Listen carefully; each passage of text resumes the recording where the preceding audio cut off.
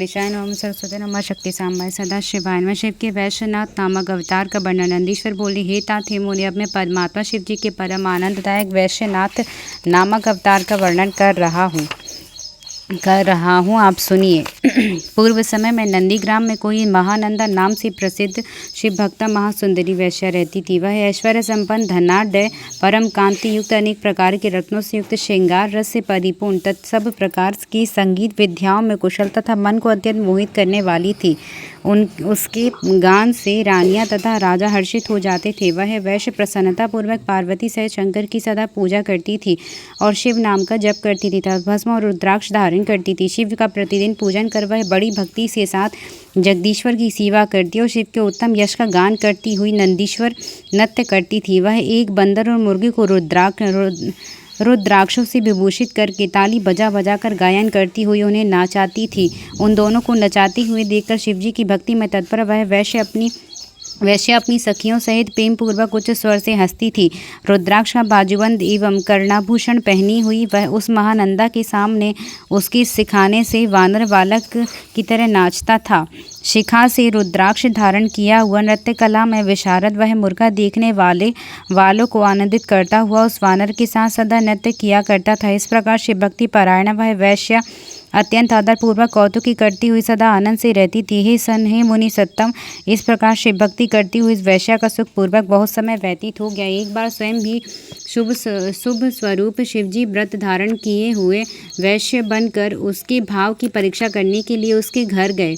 वे कृति वैश्य रूप शिव त्रिपुंड से शोभायमान मस्तक वाले रुद्राक्ष के आभर शिव नाम के जप से आसक्त जटायुक्त तथा शैव वेश धारण किए हुए थे। शरीर में भस्म लगाए हुए, हाथ में उत्तम रत्नों से युक्त के श्रेष्ठ कंकड़ पहने हुए परम कौतुकी की तरह शोभित हो रहे थे। उन आए हुए वैश्य की भली भांति पूजा करके उस सुंदर वैश्या ने बड़े आनंद के साथ उसको आदर सहित अपने स्थान में बैठाया। उनकी कलाई में अति मनोहर सुंदर कंकड़ को देखकर उसमें उसकी लालसा उत्पन्न हो गई और वह वैश्य चकित होकर उनसे कहने लगी,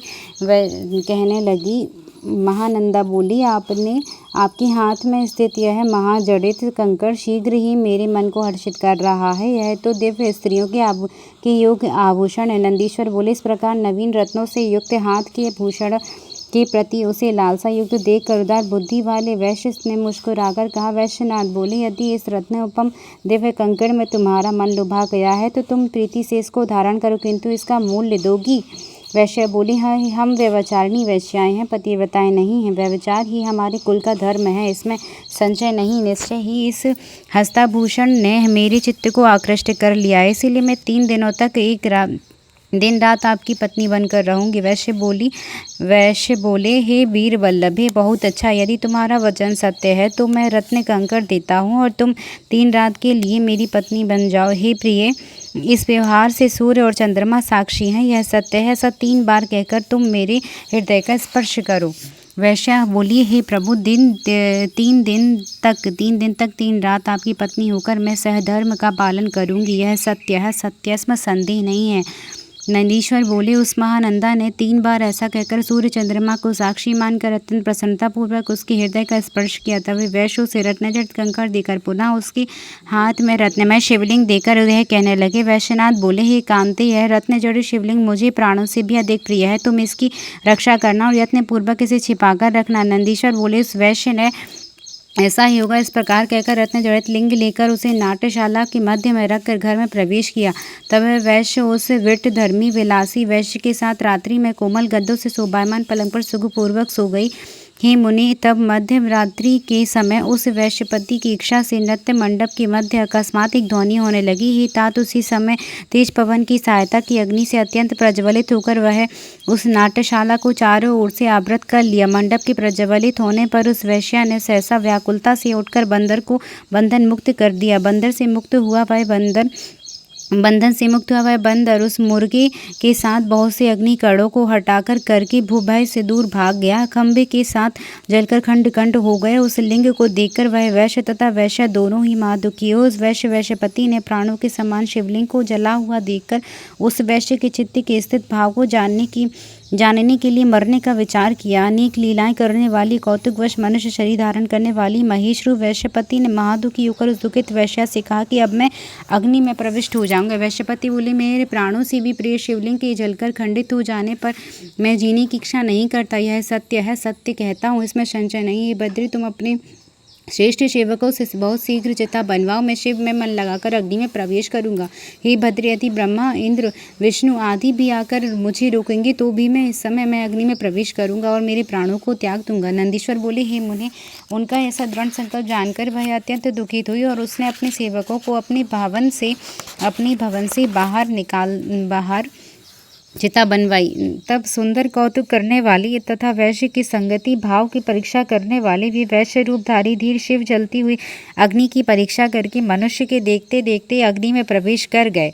हे मुनि सत्तम, वह युवती वैश्या महानंदा उस गति को देखकर अत्यंत विस्मित हो गई और खिन्न हो गई। इसके बाद वह दुखी वैश्य निर्मल धर्म का स्मरण करके सभी बंधुजनों को देखकर करुणा से युक्त वचन कहने लगी। महानंदा बोली, मैंने इस वैश्य से रत्न कंकड़ लेकर सत्य वचन कहा था कि मैं 3 दिन तक वैश्य के धर्म सम्मत पत्नी रहूंगी। मेरे द्वारा किए गए कर्म से यह शिव व्रतधारी वैश्य मृत्यु को प्राप्त हुआ, तब मैं भी इसके साथ अग्नि में प्रवेश करूंगी। सत्य बोलने वाले आचार्यों ने नारी स्वधर्म का आचरण करने वाली हो ऐसा कहा है, अतः प्रसन्न होकर मेरे द्वारा ऐसा किए जाने पर मुझमें स्थित सत्य नष्ट नहीं होगा।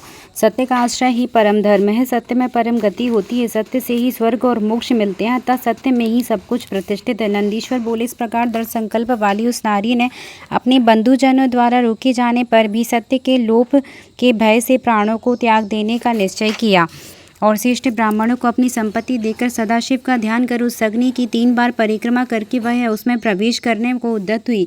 अपने चरणों में समर्पित मन वाली उस वैश्य को जलती अग्नि में गिरती देखकर प्रकट हुए उस विश्वात्मा शिवजी ने रोक दिया। सब देवताओं की भी देव 3 नेत्रों वाले चंद्रमा की कला से सुशोभित करोड़ों चंद्रमा सूर्य अग्नि के समान प्रकाश वाले उन शुभ को देखकर वह स्तब्ध और डरी हुई के समान उसी प्रकार खड़ी रह गई। तब व्याकुल संतृप्त कांपती हुई जड़ी भूत तथा आंसू गिराती हुई उस वैश्या को आश्वस्त करके उसके हाथों को पकड़कर शिवजी यह वचन कहने लगे। शिवजी बोले, तुम्हारी सत्य धर्म धैर्य तथा मुझ में तुम्हारी निश्चल भक्ति की परीक्षा करने के निमित्त मैं वैश्य बनकर तुम्हारे पास आया था। मैंने अपनी माया से अग्नि को प्रदीप्त तुम्हारे नाट्य मंडप को जलाया है, रत्न लिंग को दग्ध करके मैं अग्नि में प्रविष्ट हुआ हूँ।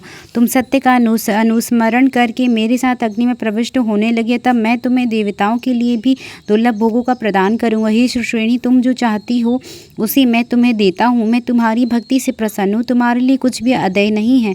नंदीश्वर बोले, हे मुनि, इस प्रकार भक्तवत्सल गौरीपति शिवजी के कहने पर वह महानंदा वैश्या शिवजी से कहने लगी। वैश्या बोली, भूमि स्वर्ग और पाताल भोगों में मेरी इच्छा नहीं है। मैं आपके चरणों की स्पर्श के अतिरिक्त कुछ और नहीं चाहती। जो मेरे भृत्य और दासियां हैं, जो अन्य बांधव हैं, वे सब आपके दर्शन के लिए ललायित हैं और आप में ही चित्त की वृत्ति लगाए हुए हैं। मेरे सहित इन सभी को अपनी परम पद की प्राप्ति करा के पुनर्जन्म के घोर भय से छुड़ाइए। आपको नमस्कार है। नंदीश्वर बोले, हे मुनि, इसके उपरांत शिवजी ने उसके वचन का आदर कर उसके सहित उन सबको अपने परम पद की प्राप्ति कराई। मैंने वैश्यनाथ के परम अवतार का वर्णन आपसे कह दिया, जो महानंदा को सुख देने वाला तथा भक्तों को आनंद सदा देने वाला है। शिव के अवतार रूप वैश्यनाथ का यह दिव्य चरित परम पवित्र, सत्पुरुषों को शीघ्र सब कुछ देने वाला, महानंदा को परम सुख देने वाला तथा अद्भुत है। जो भक्ति सहित सावधान होकर इसे सुनता है अथवा सुनाता है, वही अपने धर्म से पतित नहीं होता और परलोक में उत्तम गति प्राप्त करता है। जय जय श्री शिव महापुराणे। हर हर महादेव, हर हर महादेव, हर हर